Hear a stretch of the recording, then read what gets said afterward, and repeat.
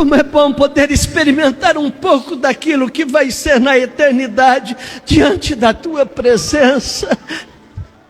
Como é bom, Senhor Deus, por eu poder estar aqui na tua presença, ó Deus, e reconhecer que somente tu és digno de tudo.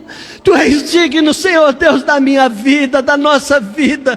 Tu és digno do nosso coração. Tu és digno, Senhor Deus, da nossa família. Tu és digno dos nossos bens. Aleluia, aleluia, aleluia. Mais uma vez aplauda o Senhor com toda a força das suas mãos. Aleluia, aleluia, aleluia, aleluia, aleluia. Pode se assentar, meu irmão, minha irmã.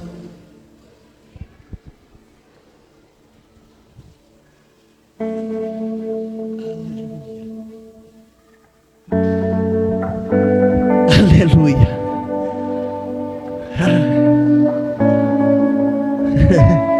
Que tempo maravilhoso, meu Deus. Parece que o céu desceu aqui. E eu sinto de verdade muito forte a presença do Espírito Santo. E eu acredito que Ele vai abençoar a sua vida, a sua família. Nessa noite, em nome de Jesus. Ele já tem abençoado, amém? Quem crê nisso, diga amém. Glória a Deus. Vamos fazer um movimento aí. Fala para a pessoa que está na sua frente, para a pessoa que está atrás. Diga assim para ela: que bom que você veio. Diga para ele, diga: que bom que você veio. Amém. Queridos, às vezes as pessoas assim, elas dizem o seguinte: que coisa boba, os pastores ficam pedindo para a gente repetir alguma coisa. Não é bobo, não. Nós temos um objetivo com isso, é gerar na igreja unidade.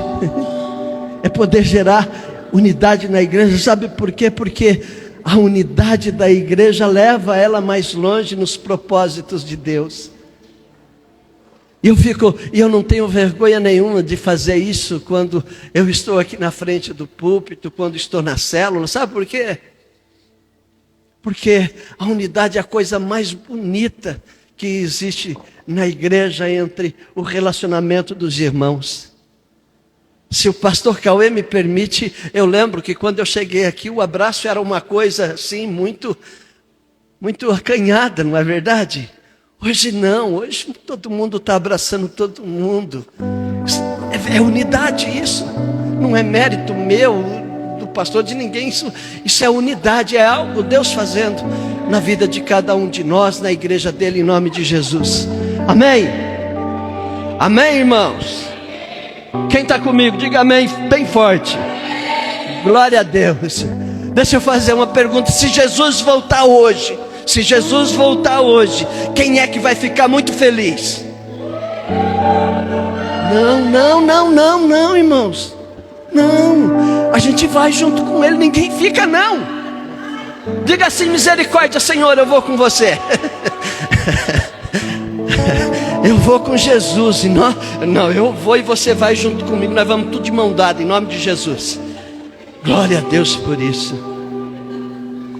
Para o pastor Cauê tem água com gelinho, tem chá gelado, tem café. Para o pastor tá de mão. Desculpa aí. Tá vendo, pastor Marcelo? Não é isso aí? Pastor Marcelo concorda comigo. Queridos, vamos remir o tempo. Eu gostaria que você abrisse e nós vamos ler do versículo 12 até o versículo 20. E a leitura que eu vou fazer aqui vai ser na NVI. Se você não tiver a NVI, não tem problema. A Thaís, ela vai colocar aqui o texto na NVI para que você possa acompanhar junto comigo, em nome de Jesus. Diz assim o texto de Marcos, capítulo 11. Oh, querida, Deus abençoe, minha amada. Obrigado. Tá vendo? Já surtiu efeito eu fazer reclamação aqui.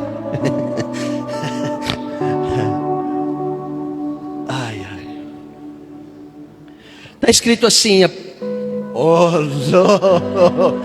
Se eu reclamar um pouquinho mais, o negócio vai ficar melhor. Olha o que diz. No dia seguinte, quando estavam saindo de Betânia, Jesus ele teve fome. Vendo à distância uma figueira com folhas, foi ver se encontraria nela algum fruto. Aproximando-se dela, nada encontrou, a não ser folhas, porque não era tempo de figos. Então lhe disse, Jesus dizendo, ninguém mais coma de seu fruto. E os seus discípulos ouviram-no dizer isso. Chegando a Jerusalém, Jesus ele entrou num templo e ali ele começou a expulsar os que estavam comprando e vendendo, derrubou as mesas dos cambistas e as cadeiras dos que vendiam pombas e não permitia que ninguém carregasse mercadoria pelo templo. E os ensinava dizendo, não está escrito, a minha casa será chamada casa de oração para todos os povos, mas vocês fizeram dela um covil de ladrões. Os chefes dos sacerdotes e os mestres da lei ouviram essas palavras e começaram a procurar uma forma de matá-lo, pois o temiam, visto que toda a multidão estava maravilhada com o seu ensino. Ao cair da tarde, eles saíram da cidade. De manhã, ao passarem, viram a figueira seca desde as raízes. Amém? Fecha os seus olhos. Pai Santo, obrigado por tua palavra. Obrigado por esse texto maravilhoso. Ó Pai eterno, eu sei que tem muitas lições para o nosso coração. Então eu quero pedir, Espírito Santo, que o Senhor tome o coração, tome, ó Deus, os ouvidos, coloque a guarda nos ouvidos, ó Senhor Deus, de cada um de nós, para que nós possamos receber aquilo que o Senhor quer nos ensinar nessa noite e que o teu santo nome seja glorificado. Te pedimos isso, ó Pai, no nome santo, maravilhoso e poderoso de Cristo Jesus. Amém. Amém. Queridos, eu acredito que todos que desejam conhecer a palavra de Deus, quando eles se deparam com esse texto pela primeira vez, ou quem sabe durante muito tempo, achem estranho a atitude que Jesus teve nesta passagem. Mas a verdade é que esse também, quando a figueira secou, foi um milagre realizado por ele. Jesus, ele durante 3 anos do seu ministério terreno, ele realizou vários milagres. Nós sabemos que ele curou cego, ele curou leprosos, ele ressuscitou mortos, ele multiplicou pães, ele transformou água em vinho, ele andou sobre as águas, ele acalmou tempestades, enfim, tudo que Jesus fez e tudo que Jesus falava tinha objetivos. E a gente pode notar algo muito comum nos milagres que ele realizava. Quase todos eles tinham aspecto positivo. Eles seguiam o mesmo padrão, sempre trazendo esperança, vida e alegria na vida das pessoas. Por exemplo, aquele cego, quando ele tem um encontro com Jesus, ele volta transbordante de alegria e felicidade, porque agora ele vê. O leproso, quando ele teve um encontro com o Senhor Jesus, ele também volta extremamente feliz, pois ele vê agora curado, ele se vê curado e da doença que o excluía do seu relacionamento com a própria família e também com a sociedade. E a multidão, depois do Sermão do Monte, quando teve um encontro com Jesus, ela volta imensamente maravilhada, pois a sua fome física, ela foi saciada com o milagre da multiplicação dos 5 pães e os 2 peixinhos. Ou seja, a esmagadora maioria dos milagres de Jesus, queridos, eles produziam alegria e esperança instantânea na vida daqueles que tinham um encontro com o Senhor Jesus. menos este da figueira, que também foi um milagre. Nesse texto que nós lemos, amados, trata da reta final do ministério de Jesus aqui na terra. Quando a gente volta alguns versículos atrás desse texto que nós lemos, a gente vai encontrar ali a conhecida entrada triunfal de Jesus em Jerusalém. Momento em que ele entra na cidade transportado, montado num jumentinho, sob os gritos de alegria e euforia daquele povo. Depois que ele vivencia essa recepção, que ele tem essa alegria, a Bíblia diz que ele retorna para a cidade de Betânia. É interessante que no final do ministério de Jesus, Betânia se tornou o lugar dele de descanso, o lugar dele dormir, dele passar a noite. Ele ficava hospedado na casa dos seus grandes amigos, Marta, Maria e Lázaro. Mas no dia seguinte, ele sempre voltava para Jerusalém. Por quê? Porque Jerusalém era o seu lugar de ação. É ali que ele estava desenvolvendo o seu ministério. Mas quando ele sai de Betânia, indo em direção a caminho de Jerusalém, o texto, a Bíblia diz que ele sente fome. E no caminho de Betânia até Jerusalém, queridos, não tinha nenhuma padaria Manchester. Não tinha nenhuma coxinha gostosa para se comer como a Manchester. A segunda vez que eu vim aqui, o pastor fez uma propaganda aqui de púlpito, e eu nunca mais esqueci dessa coxinha da padaria Manchester, que realmente é muito gostosa. Mas de Betânia até Jerusalém não tinha a Manchester. Também não tinha, queridos, uma cafeteria onde ele pudesse tomar um café com pão com manteiga feito na chapa. Mas a Bíblia diz que ele enxerga de longe uma figueira. Em outras versões, a Bíblia vai dizer que Jesus, ele vê de longe uma frondosa figueira, como essa da imagem que a Thaís vai colocar aqui para a gente. Ela era uma árvore muito bonita de se ver. Por isso a Bíblia chama ela de frondosa, porque ela era bonita de se ver. Ela era cheia de flores. E tem algumas curiosidades sobre a figueira que eu quero compartilhar com você também. Primeiro, a figueira, ela cresce de 6 a 10 metros, mas geralmente ela para em 8 metros de altura. A maioria delas tem 8 metros de altura. E isso já explica o fato de Jesus tê-la vista de longe. Uma segunda curiosidade é que a figueira, ela é uma das poucas árvores que seguem o fluxo contrário.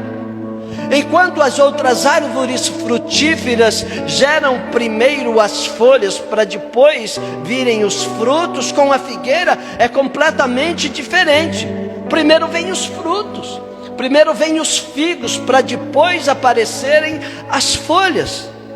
Ou seja, ao avistar uma figueira com 8 metros de altura, cheia de folhas, era lógico para Jesus crer que os frutos já estariam disponíveis.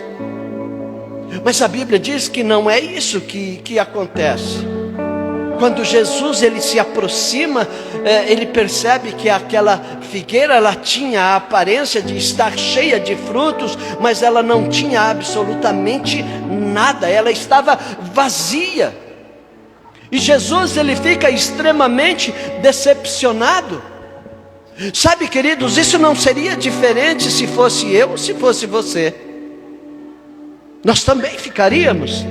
Imagine você que você esteja com um grupo de amigos na sua casa, e aí vocês resolvem ir dar uma caminhada, dar uma volta, ou como diz os jovens, vamos dar um rolé, né? Vamos dar um rolé.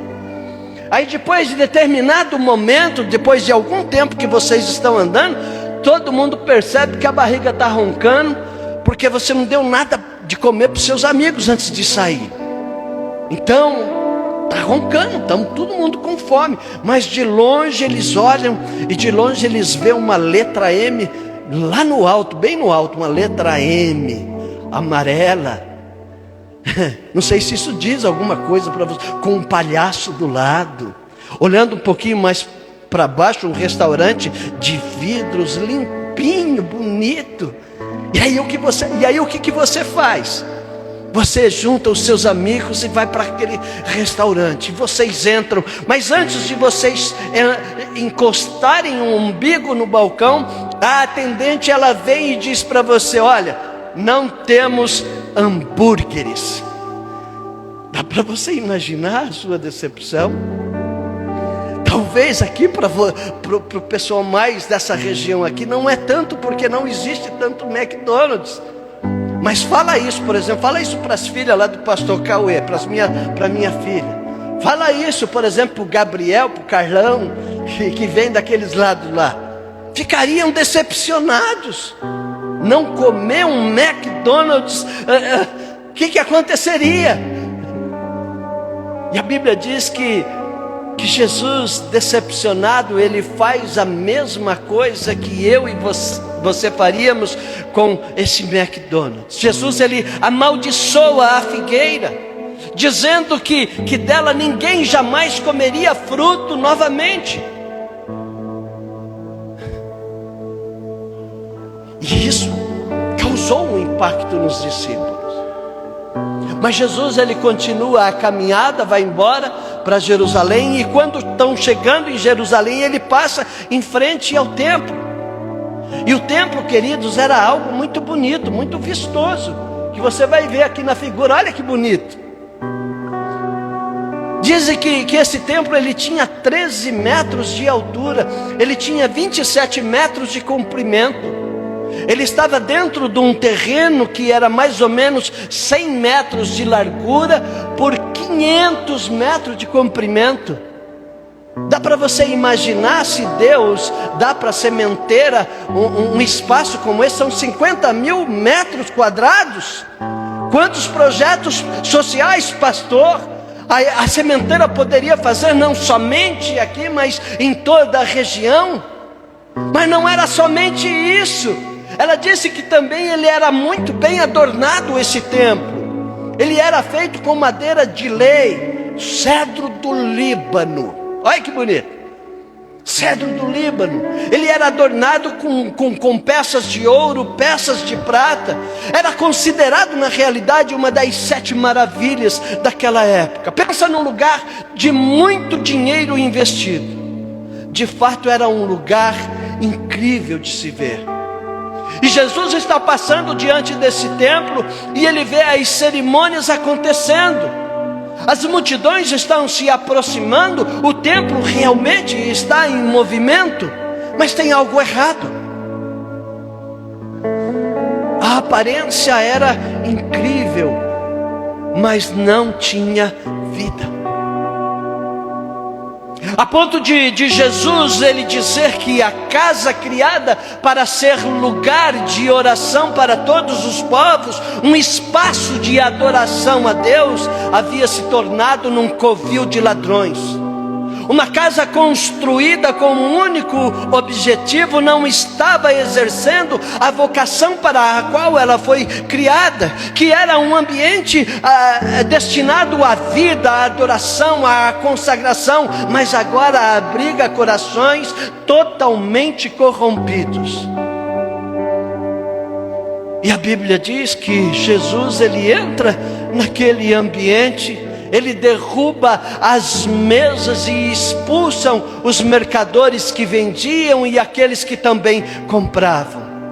E aí o texto ele vai encerrar dizendo que no dia seguinte, quando eles já estavam vindo novamente de Betânia para Jerusalém, eles ficam surpresos quando eles passam pela figueira, porque ela estava totalmente seca. Sabe, queridos, nós podemos tirar muitas lições dessa passagem com certeza, mas é difícil nós olharmos para ela, para esse texto, para essa palavra, sem primeiro enxergar Jesus ensinando sobre um grande mal que precisa ser combatido. aparência, que inclusive é o título dessa mensagem que eu trago para a igreja nessa noite. A vida cristã de aparência. Primeiro, a figueira que à distância se mostrava frondosa, cheia de folhas, na realidade ela estava vazia. Segundo, um templo que era lindo e maravilhoso de se ver, mas sem vida no culto. A aparência da figueira era saudável, de longe ela aparentava ter fruto, mas não tinha nada. O templo, o visual, ele era maravilhoso, mas eles não tinham vida no culto, e nem culto na vida daqueles que ali estavam. E essa palavra, essa passagem, ela parece tão contemporânea com os dias atuais. Ela parece ser tão atual para os nossos dias. Porque nunca na história da humanidade, querido, se viveu tanto de aparência como se vive nos dias de hoje. Pessoas que aparentam saúde, pessoas que aparentam alegria, pessoas que aparentam uma espiritualidade acima da média, que aparentam uma pseudo-intimidade com Deus, mas a real é que quando se chega perto, se mostram sem frutos. Pessoas que têm até um discurso bonito, nos perfis das redes sociais se exibem como os mais belos, os mais cultos, inteligentes, os mais antenados, mais e muito mais do que realmente são. Aparências. Nós precisamos travar, nós precisamos estar atento e travar uma luta contra uma vida de aparência. Olha só que interessante, o texto ele diz que não era tempo de frutificar.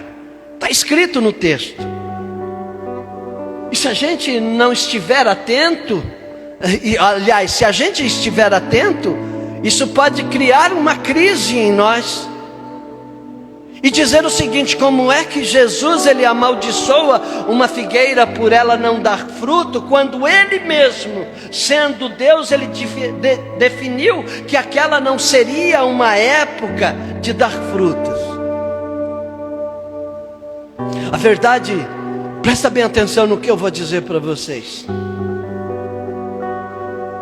A verdade é que Jesus ele não amaldiçoa a figueira simplesmente porque não tinha fruto.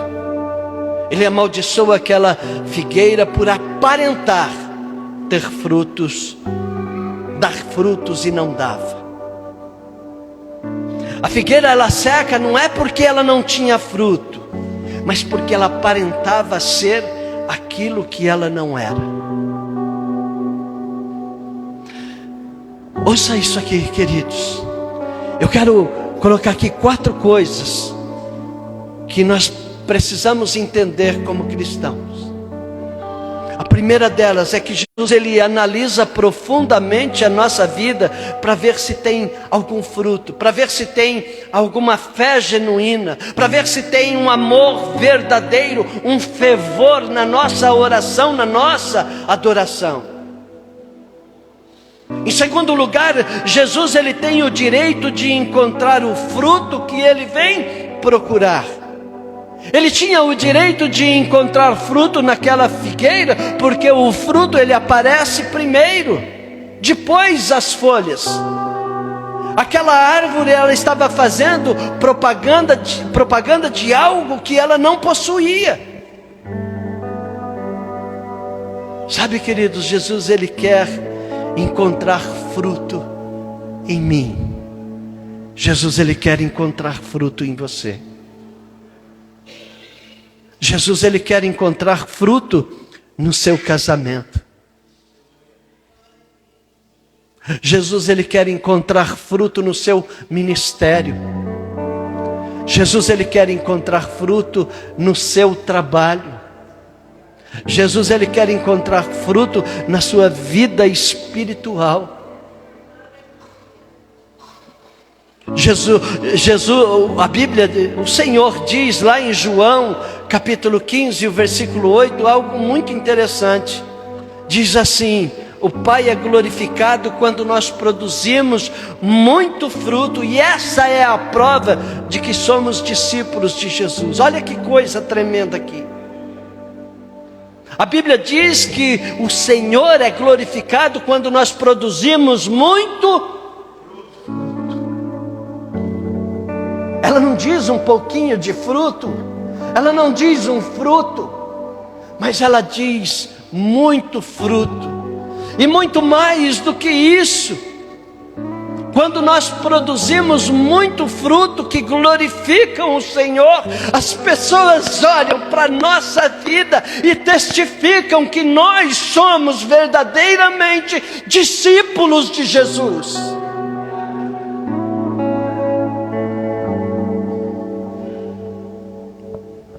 Em terceiro lugar, Jesus, ele deseja ardentemente encontrar fruto em nós, porque ele não se satisfaz com folhas.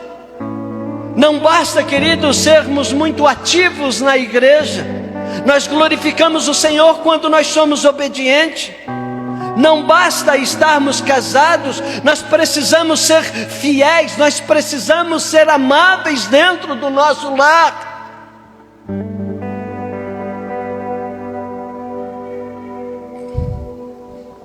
Nós precisamos ser pais e mães que tenham coragem de dizer aos seus filhos: olha, filho, faça o que eu faço. Pais e mães que tenham coragem de ensinar os seus filhos no caminho e não o caminho. Porque se não for assim, queridos, nós vamos estar dizendo para os nossos filhos: faça o que eu mando, mas não faça o que eu faço, porque eu não tenho o conhecimento daquilo que eu quero que vocês façam. É louco, mas essa é a verdade. E em quarto lugar, de Jesus não se zomba. A Ele nós não podemos enganar. Não adianta a gente querer ser figo se não passamos de folha. Não adianta o casamento parecer bonito, mas vive em guerra. Casamento que é bonito, que a gente olha e diz aqui, quando estamos aqui reunidos: olha que lindo, que maravilhoso. Mas quando estão dentro de quatro paredes, vivem entrincheirados, vivem em guerras, sem comunicação, desrespeito entre pai, filho, esposo, cônjuge. Não adianta ser um profissional que diz que faz muito bem feito, mas que na realidade não faz nada. Não adianta, querido, ser uma igreja linda, mas que não alimenta ninguém. Porque Jesus não comete engano. Porque Jesus, ele não julga segundo a aparência.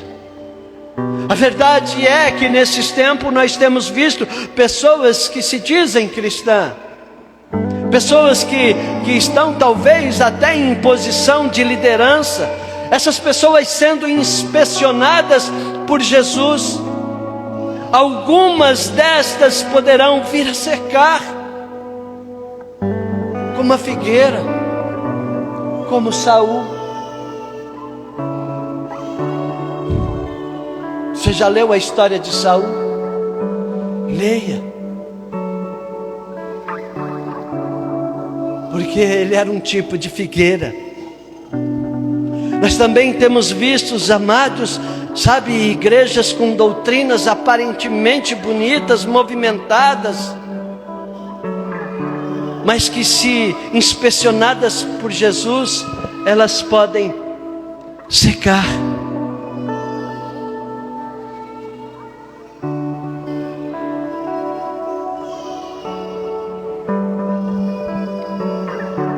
A grande questão da figueira é que ela tinha uma aparência que destoava da realidade da estação que ela estava vivendo.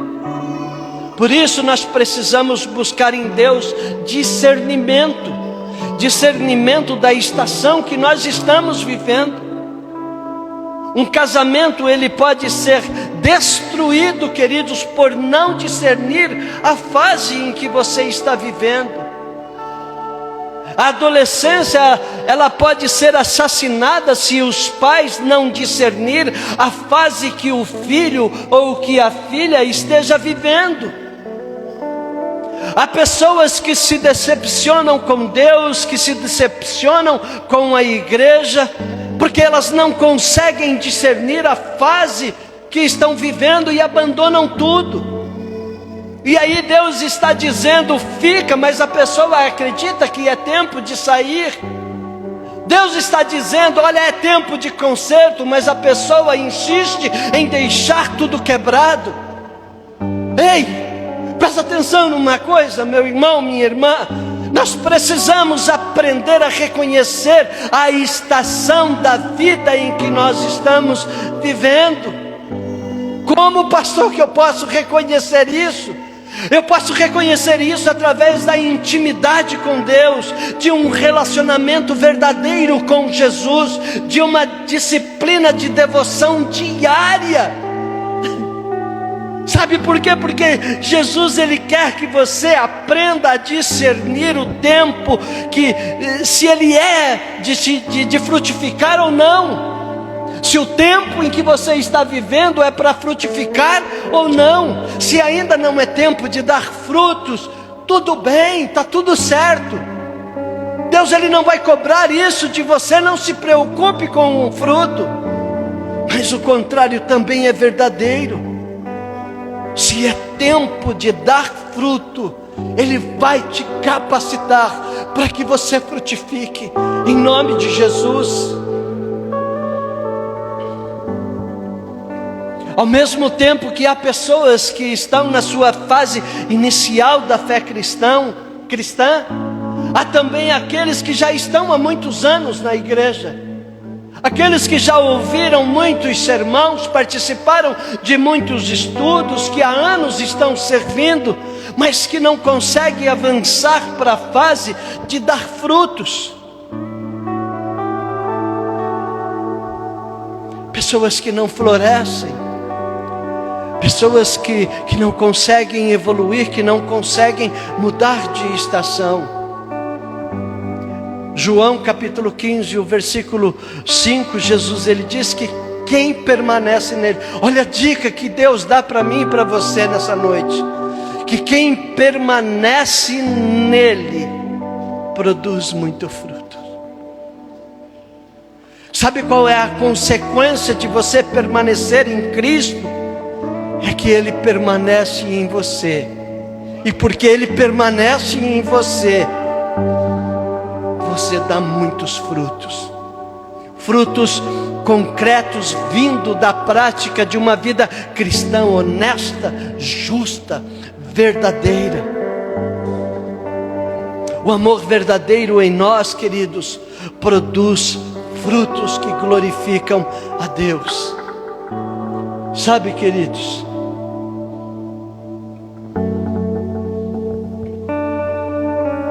vai chegar o tempo que todos nós, sem exceção, todos, vai ter que se apresentar diante do trono de Deus. E apenas ter participado do culto, ter dado uma oferta, não vão ser suficiente para ouvir aquilo que todos nós esperamos ouvir do Senhor Jesus, que é: servo, porque foste fiel, entra para o gozo do seu Senhor. Lá em Gálatas capítulo 5, versículo 22 e 23, descreve o fruto do Espírito. Você sabe por que a Bíblia chama de fruto do Espírito, de dom do Espírito? São duas coisas diferentes. Mas sabe por que a Bíblia chama assim? Porque os frutos, porque o dom é do Espírito, não é seu. E ele só acontece se o Espírito estiver em você. Sem presença dele na sua vida é engano, é engodo, é aparência.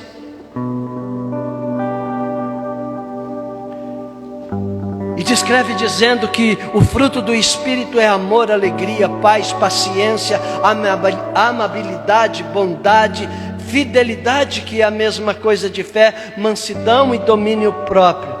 Mas para que são esses frutos, pastor? Para o relacionamento. Esses frutos, ele é único, exclusivamente, não para as pessoas olhar e falar, nossa, que pastor espiritual. Não, é para relacionamento.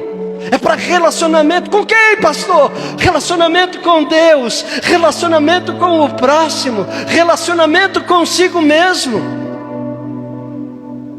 Mas como que é isso? São divididos em 3 níveis. A gente pode dizer que o nível de relacionamento, com os frutos, no nível de relacionamento com Deus, é amor, alegria e paz.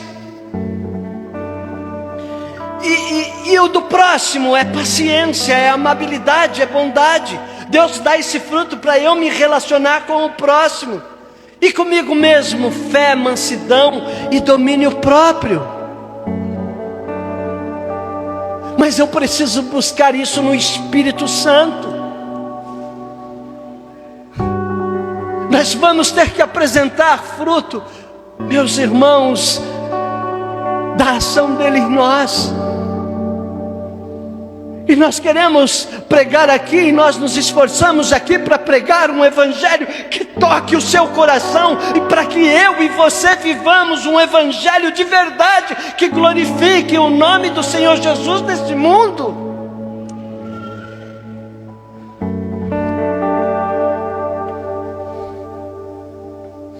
A maneira de Deus restaurar casamento, a maneira de Deus transformar vidas, a maneira de Deus salvar perdidos, é através da sua igreja, é através de mim, é através de você. Eu e você somos a ferramenta do Senhor. A frutificação, amados, é parte natural do processo. É parte natural do processo na vida cristã. Por isso que Jesus, ele olhou para aquela figueira com fome e procurou os frutos. Era um processo natural. Figos, depois folhas. E o cristão, o principal fruto nesse processo natural é o amor. Sabe por quê? Porque é o amor que rega. Porque é o amor que aduba todos os outros frutos. Lembra-se de uma coisa, meu irmão: amor não é sentimento. Amor é decisão. A paixão acaba, a atração acaba, né? Mas o amor, ele nunca acaba, porque ele é decisão. Ele é decisão. Eu já estou concluindo aqui, queridos. E eu quero deixar na conclusão algumas perguntas que nós podemos fazer para nós mesmos.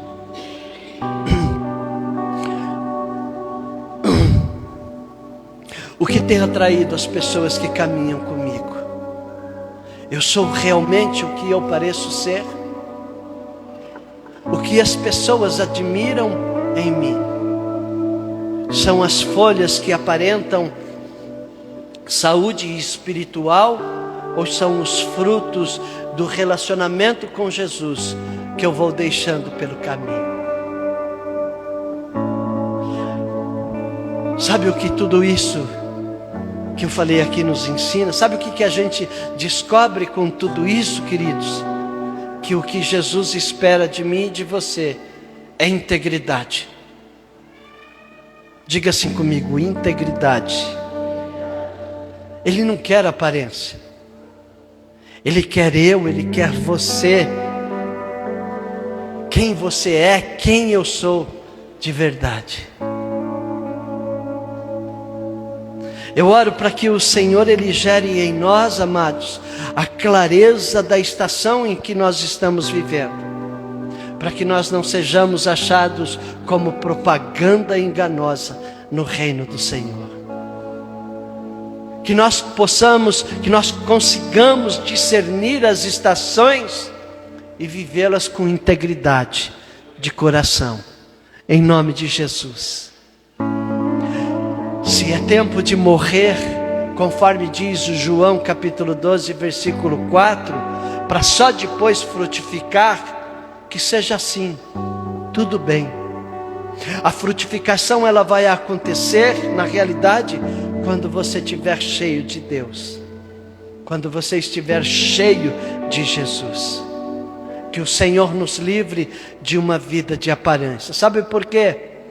Porque Ele não nos vê como o homem vê.